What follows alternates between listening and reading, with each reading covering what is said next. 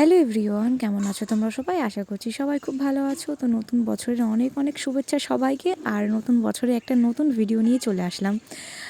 একটা ইচ্ছা পূরণের ভিডিওই বলতে পারো। নতুন বছরের শুরুটা আমার সত্যিই খুব ভালো। কি করলাম আর এত ভালো কেন কাটলো চলো অবশ্যই জানাবো। তবে এই যে শ্যুটটা দেখতে পাচ্ছ নাচের, এটা ছিল 31শে ডিসেম্বর রাত 12টার সময়। আর এই যে শ্যুটটা দেখতে পাচ্ছ না, এটা ছিল 1 জানুয়ারিতে। আমার পেছনে যে ছেলেটাকে দেখতে পাচ্ছ, ওটা আমার দাদা। ও একটু বাদে পিকনিকে যাবে, যদিও সেদিন ছিল না, সেই জন্য আমাদের 1 জানুয়ারিতে যাওয়া হয়নি।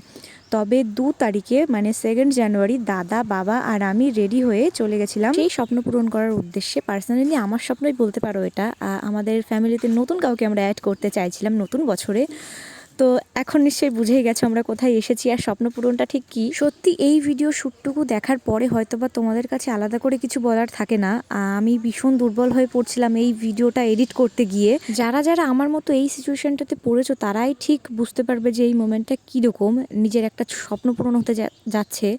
তো যারা নিজের টাকায় স্বপ্ন পূরণ করো, নিজের টাকায় বাইক কেনো, ফোন কেনো, যা ইচ্ছা তাই করো, সেটা কিন্তু একটা আলাদা রকম ভালো লাগা থাকে, সেটার ভেতরে আলাদা রকম একটা পরিশ্রম থাকে।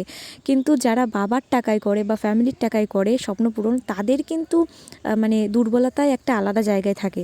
তো যাই হোক, আমরা 2 তারিখে গেছিলাম গাড়ি কিনতে। তো সেদিন কোনো কারণে আমাদের গাড়ি পছন্দ হয়নি, বা গাড়ি পছন্দ হলেও আমাদের কোম্পানিটা কিন্তু একদমই পছন্দ হয়নি।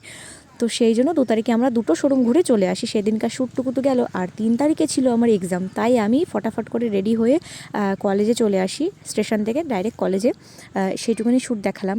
আর দেখো, কলেজে এক্সাম ছিল আমার, আমি বোধহয় আজকে সবচাইতে বেশি লিখে ফেলেছি। আমার হাত সেটার প্রমাণ দিয়ে দিচ্ছে না, যদিও শুধু হাতেই দাগ পড়েছে, খাতায় আর কিছুই পড়েনি। যাই হোক, সেটা বাদ দাও। আরও একটা কিন্তু দিন কেটে গেল, মানে আসলো পরের দিন, অর্থাৎ 4 তারিখ। সেদিনও কিন্তু সেম আমার এক্সাম ছিল। আমি রাস্তায় বেরিয়েছিলাম সকালবেলা একটু, তো তখন ঠিক এরকম কুয়াশা ছিল আশপাশটা। আর আমার পরে কলেজে গিয়ে আর শ্যুট নেওয়ার কথা খেয়াল ছিল না, আমার একটু লেট হয়ে গেছিলো সেই জন্য। তো 4 তারিখটাও এইভাবেই কাটিয়ে দিলাম। আর আমি কিন্তু বেশ কয়েকদিনের শ্যুট এক জায়গা করে পুরো ভিডিওটা এডিট করেছি। যেহেতু আমি 2 তারিখ ঘুরেছিলাম, মানে আমার কোন গাড়িটা পছন্দ বা না পছন্দ সেটা কিন্তু আমি 2 তারিখে গেছিলাম দেখতে। সেদিন তো আমাদের পছন্দ হয়নি, তাই 3 তারিখ আর 4 তারিখ এক্সামের কারণে যেতে পারিনি। আর ফাইনালি 6 তারিখে, 5 তারিখটা কোনো কারণে বাদ গেছিলো, 6 তারিখে আমার বাবা চলে যায় টাকা পয়সা নিয়ে শোরুমে।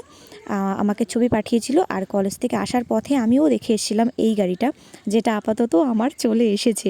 তো যেদিন গাড়িটা কেনে সেদিন আর আমার যাওয়া হয়নি। দাদা আমাকে ফোন করে দিল যে পুজোর জন্য কিছু ফুল রেডি কর, আমি আসছি গাড়িটা নিয়ে। তো আমাকে ছবিও পাঠিয়ে দিয়েছিল, দেন আমাকে টাইমও দিল। আমি মন্দিরে গিয়ে কিন্তু সমস্তটা গুছিয়েই রেখেছিলাম। তারপরে আমি গাড়িটা চলে আসলো, দাদা চাবির রিংটা সেট করছিল, দেন দেখাচ্ছিল যে কি সিস্টেম আছে বা কি নিউ ফ্যাসিলিটি কী কী দিয়েছে গাড়ির মধ্যে। তো তারপরে আমি গাড়িটাকে সুন্দর করে পুজো দিয়ে নিই। বাবা এদিকে মিষ্টিও নিয়ে এসেছিলো, যেটা সবাইকে দিলাম আমি। আর এই দিকে রাত্রেবেলা তখন রাস্তা দিয়ে ফুচকাওয়ালা যাচ্ছিলো, তাই দাদা আর দিদি ফুচকা খাচ্ছিলো। ওরা নাকি ফুচকা খাবে, মিষ্টি খাবে না। তো ওই জন্য কিন্তু ওই রাতে রাস্তায় দাঁড়িয়ে ওরা ফুচকা খাচ্ছিলো। আর যাই হোক, আমার গাড়িটা কেমন লাগছে অবশ্যই কিন্তু তোমরা কমেন্টে জানাবে। অন্যান্য ইউটিউবারের মতো আমি কিন্তু ইউটিউব থেকে ইনকাম করে গাড়িটা কিনে নিই। এই গাড়িটা আমার সম্পূর্ণ বাবা গিফট করেছে। তো কেমন লাগলো পুরো ভিডিওটা অবশ্যই জানিও। দেখা হবে নতুন কোনো ভিডিওতে। ততক্ষণে সবাই সুস্থ থেকো আর হ্যাপি নিউ ইয়ারে অনেক অনেক শুভেচ্ছা সবাইকে। টাটা।